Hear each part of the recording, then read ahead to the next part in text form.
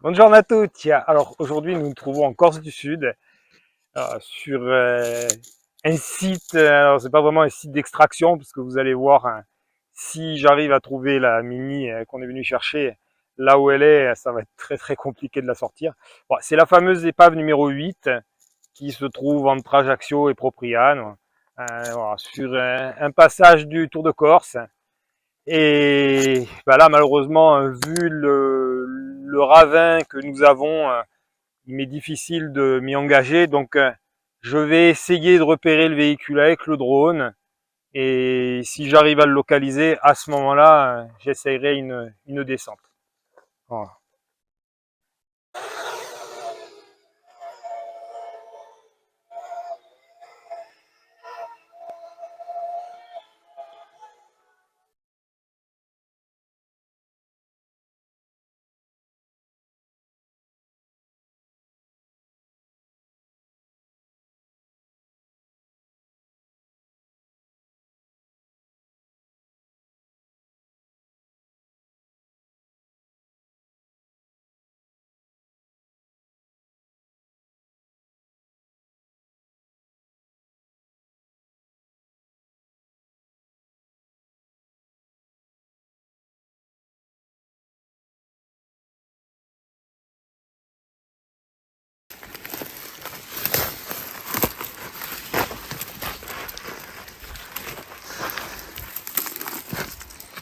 Alors, le drone nous a fait apparaître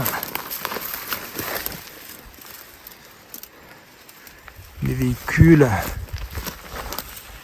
Alors.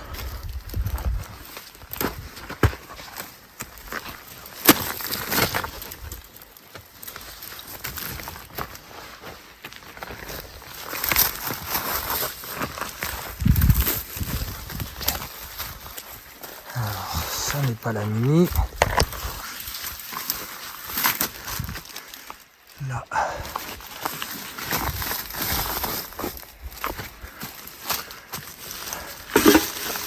Celle-ci, je n'ai absolument aucune idée de ce que ça peut être. C'est pas d'hier. Ça, a priori, c'est une Peugeot. C'est une 204 ou une 304. Bon, on s'en rend pas compte, mais c'est extrêmement escarpé. Alors, j'ai l'impression qu'à côté aussi, il y en a une. On va aller voir. Là, de toute évidence, ces voitures-là sont là depuis très longtemps.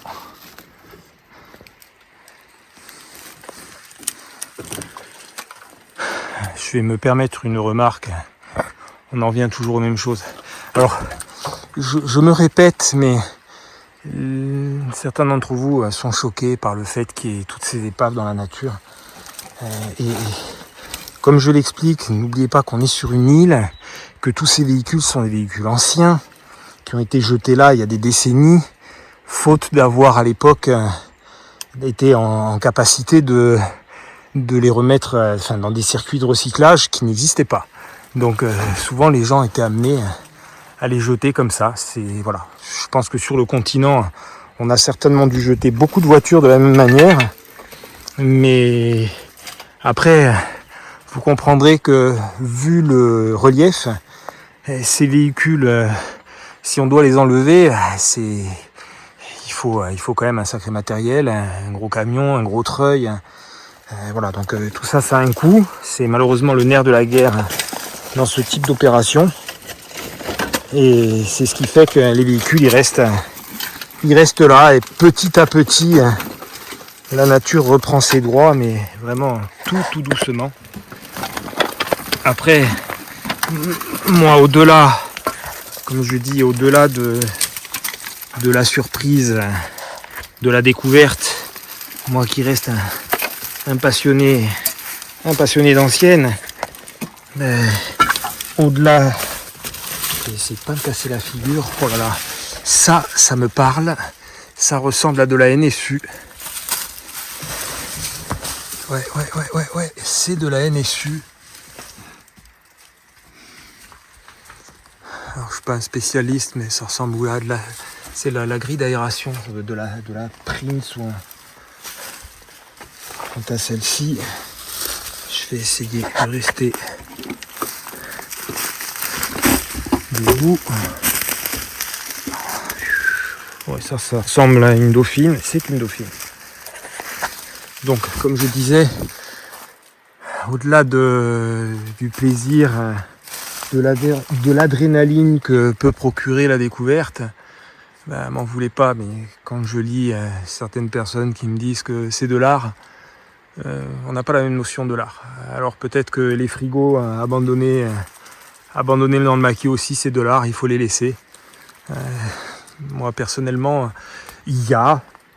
on voit pas que sur les réseaux, mais on voit effectivement des photos de temps à autre de véhicules qui sont abandonnés et qui s'insèrent parfaitement, ça fait des clichés magnifiques. Bon, là, m'en voulez pas, mais j'ai du mal à trouver un angle qui puisse mettre en valeur cette ferraille rouillée. Donc pour moi, là, ces véhicules, il serait mieux compactés dans une recyclerie. J'ai toujours pas trouvé la Mini. Je vais essayer de m'avancer encore un peu à côté.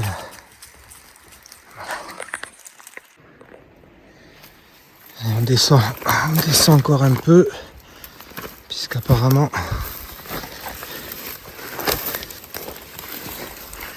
elle serait en dessous. Effectivement, elle est là.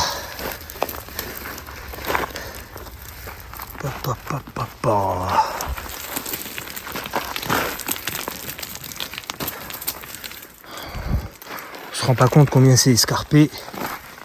Là, je suis obligé d'assurer mes pieds au maximum. Je vois très mal comment on pourrait extraire cette Mini de là. Je pense que c'est véritablement son tombeau. N'imaginez pas, on entreaperçoit la NSU, vraiment au fond. Là, je suis descendu facilement de 30 bons mètres.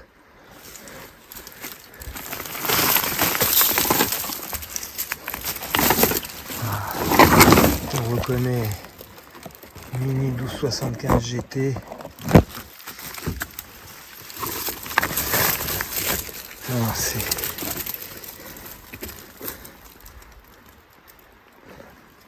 Le plancher était presque convenable. Par contre,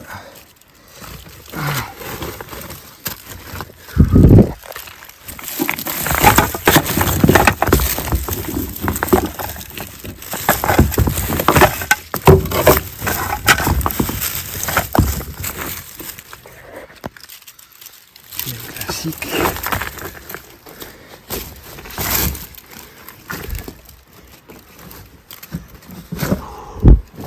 C'est particulièrement casse-gueule.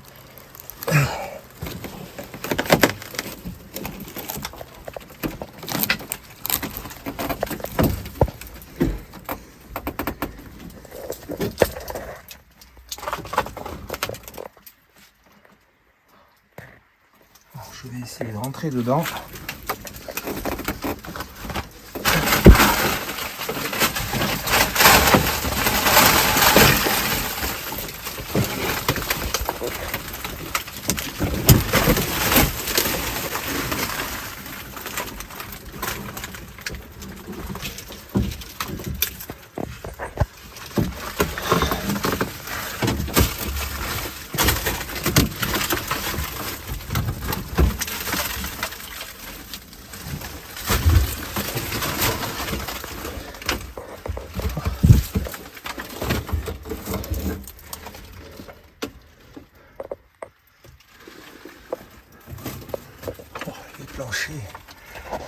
clochers sont...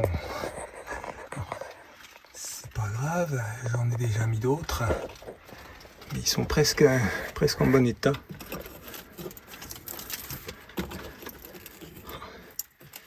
Il n'y a plus rien.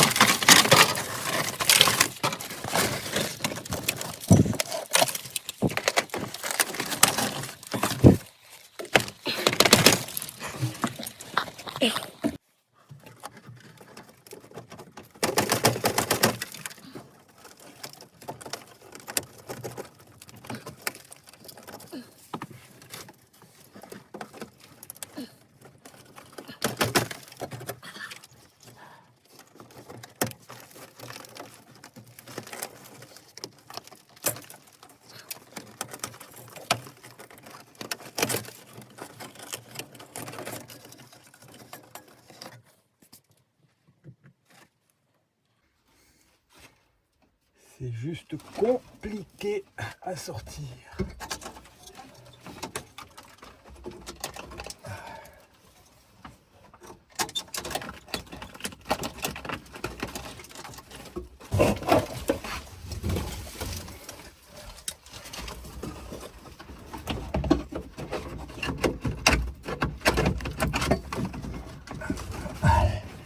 Allez, on va être bon.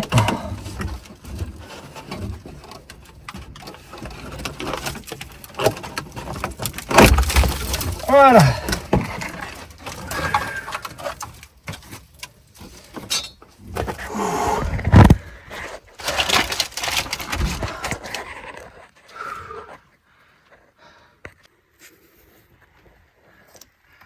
Je vais essayer de récupérer une partie du faisceau électrique. Au moins la partie qui maintient, enfin, qui permet de brancher les deux interrupteurs. J'aurais aimé connaître l'année de la voiture. Là malheureusement j'ai pas d'éléments sous la main qui me permettent d'avoir cette info. Allez, je vais récupérer déjà le faisceau. Je suis têtu, j'ai envie de connaître l'année de fabrication de cette Mini. Là, il reste le moteur d'essuie-glace.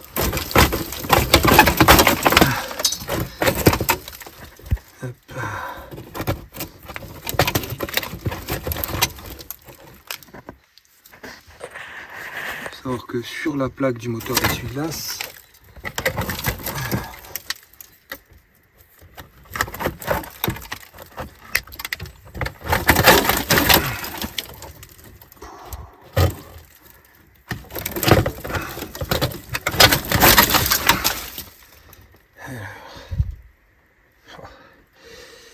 bon, je vais le récupérer. Ça, c'est pas gênant. Je le nettoierai au garage pour avoir la date, l'année de cette 1275 GT. Alors, voilà la protection récupérée sur le 1275 GT. Et ça, c'est celle d'origine de la voiture. Hein. On voit entre le coup, je sais pas si c'est un coup de hache, quoi. Mais celle-ci était franchement en mauvais état. Celle-là, une fois nettoyée, elle va être parfaite. Voilà. Et donc, mon moteur d'essuie-glace, je vais enlever la rouille avec une brosse métallique et on va voir de quelle année il est.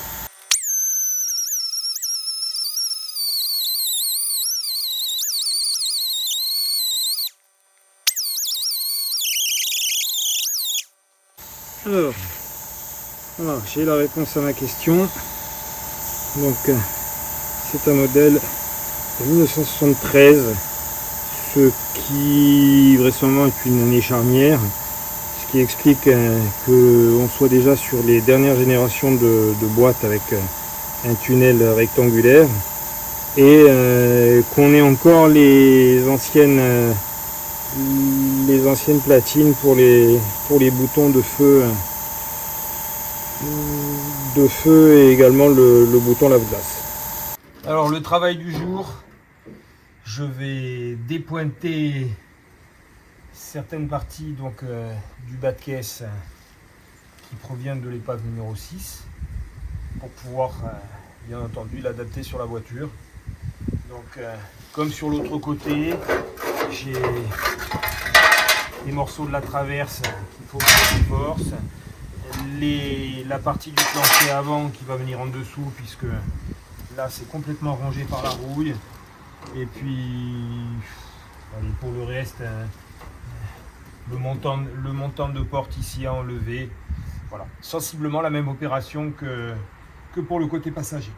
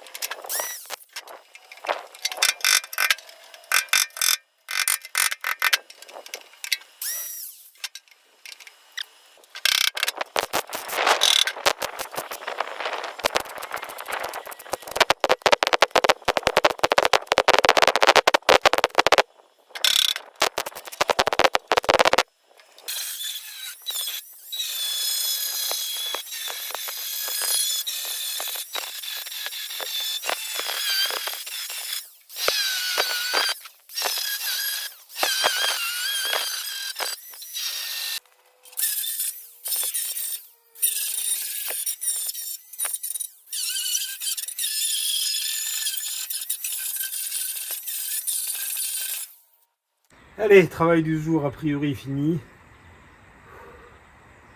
C'est certain que c'est quand même plus compliqué que de mettre des pièces neuves. Et c'est ce qui fait aussi l'intérêt et le charme du projet. Voilà, donc la traverse est réparée. Voilà, ça, je pense que avec les produits, que ce soit l'après, ou ça devrait atténuer partiellement les marques. Pareil pour le dessous, toute cette partie là, de toute façon, là tous les soubassements vont être anti-gravillonnés, donc ça devrait atténuer les zones où j'ai soudé. On ne devrait pas le voir. Voilà, il me reste plus qu'à, c'est pas une mince affaire, il va falloir que je découpe sur la voiture toute la partie pourrie, et Dieu sait si elle est importante, pour arriver à greffer ça. Bon, là la journée tire sur sa fin, le soleil est en train de décliner, donc je reprendrai demain en espérant que demain soir le plancher soit en place. Voilà, allez, dernier petit boulot de la journée, un coup d'anti-rouille.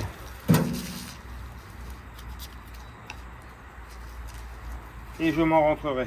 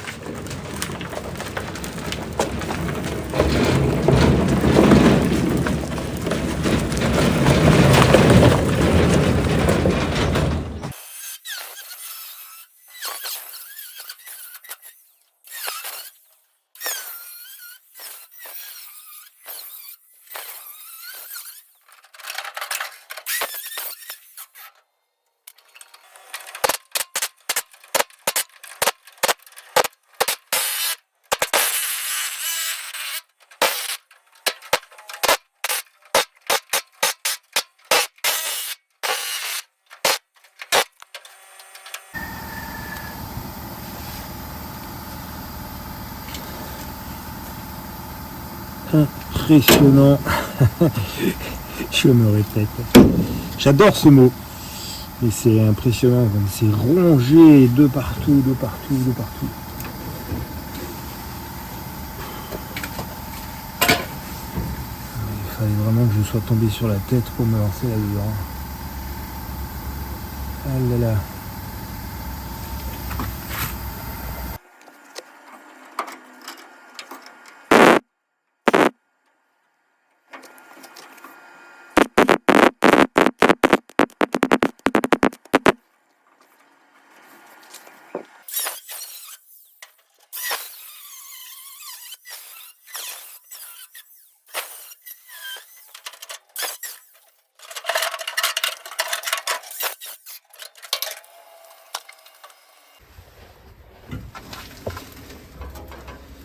Au final, j'hésite. Est-ce que j'ai bien fait de l'enlever?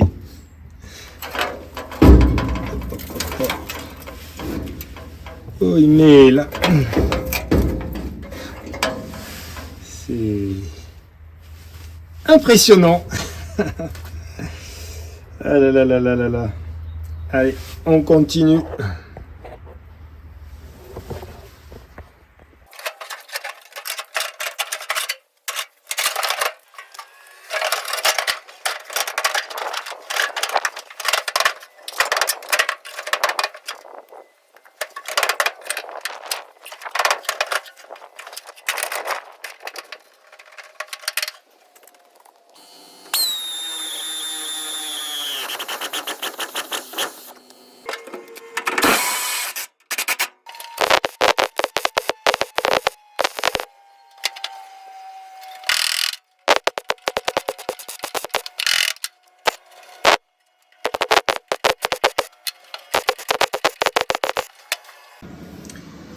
Alors comme je vais souder la traverse au milieu, pour confirmer que tout est bien en place, je prends une règle et on va vérifier s'il y a du jeu en dessous. Ce n'est pas le cas, donc là, ma traverse est bien droite. Je peux souder.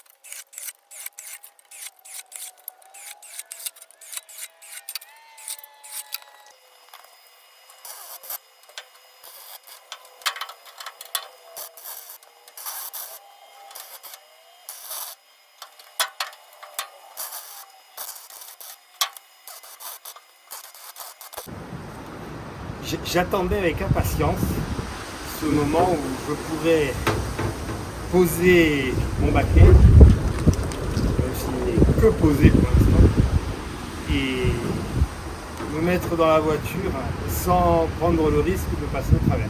Alors, vous en traverserez peut-être, je n'ai pas encore fini, hein, il me reste le plancher avant conducteur à mettre, mais voilà, comme j'avais mis dans ma première vidéo, projette déjà là de plus en plus.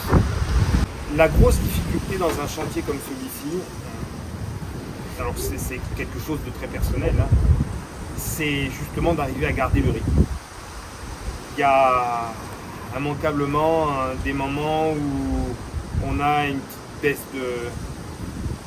baisse d'énergie. Et dans ces moments-là, je dois avouer que de se savoir suivi, soutenu, ça rebooste, je me répète, hein, je le mets souvent d'ailleurs dans mes commentaires, vous n'imaginez pas à quel point vos soutiens et encouragements, quels qu'ils soient, nous permettent aussi de garder ma motivation intacte et d'avancer dans mon travail. Plaisir non dissimulé je m'attaque au dernier morceau de gangrène et je vois que ça fait chaud au cœur. On va en voir le bout. Allez, c'est parti.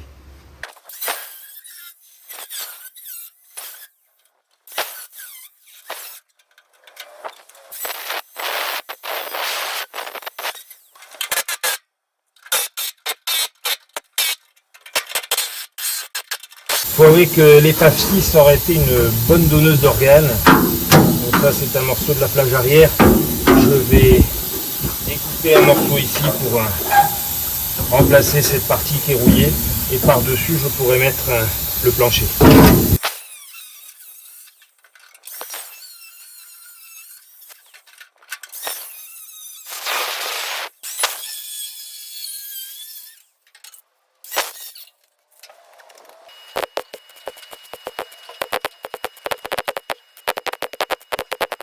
Alors une autre technique, là, j'ai toute cette partie-là à bouchonner, j'ai la flemme, faut avouer, de découper un tout petit morceau, de le souder, ça prend du temps.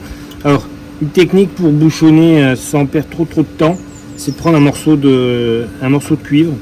Et la soudure va pas accrocher dessus, donc je le positionne derrière et puis je vais pouvoir souder. Normalement je vais pouvoir bouchonner assez rapidement.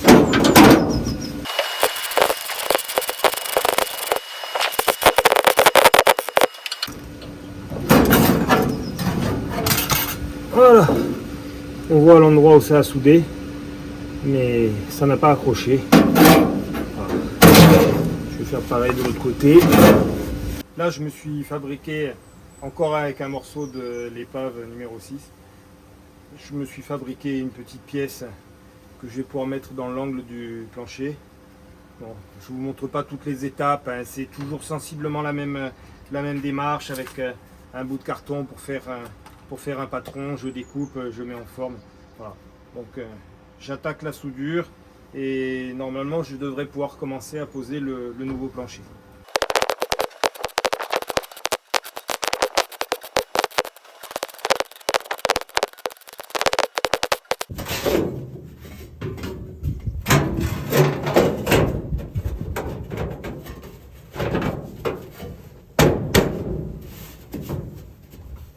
Allez, on va encore ajuster un peu et je vais pouvoir souder.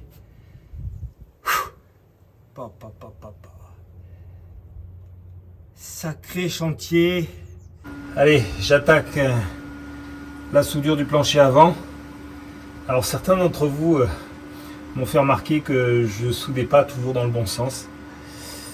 Alors, je vous rappelle que je suis autodidacte, hein, donc j'ai pas de prétention du tout de détenir la vérité, loin s'en faut. Par contre, souvent il m'arrive de souder à l'envers, non pas parce que je me trompe, mais simplement parce que comme je filme, si je soude dans le sens réglementaire, malheureusement ça cache ce que je suis en train de faire à l'image et du coup je suis obligé de souder dans l'autre sens.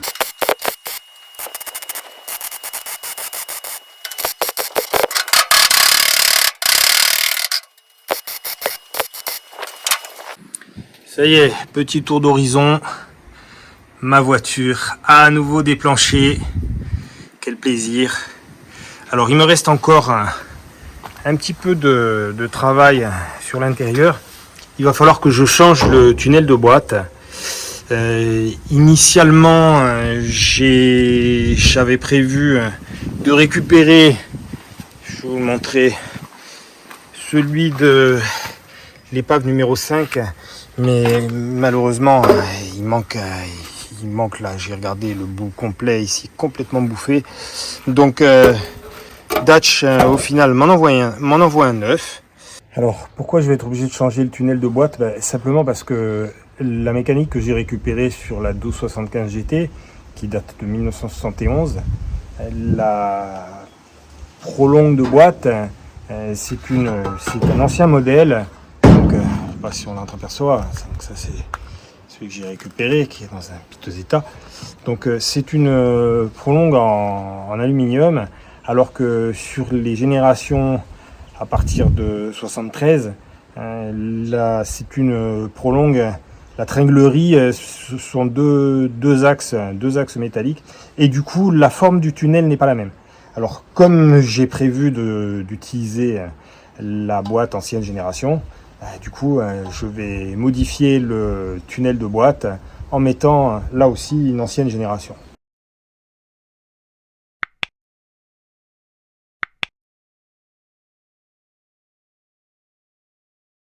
Là je suis sur la partie arrière. C'est quel plaisir de pouvoir se reposer sur des planchers. Donc je refais tout le coin. Comme vous pouvez voir, il était vraiment dans un état déplorable.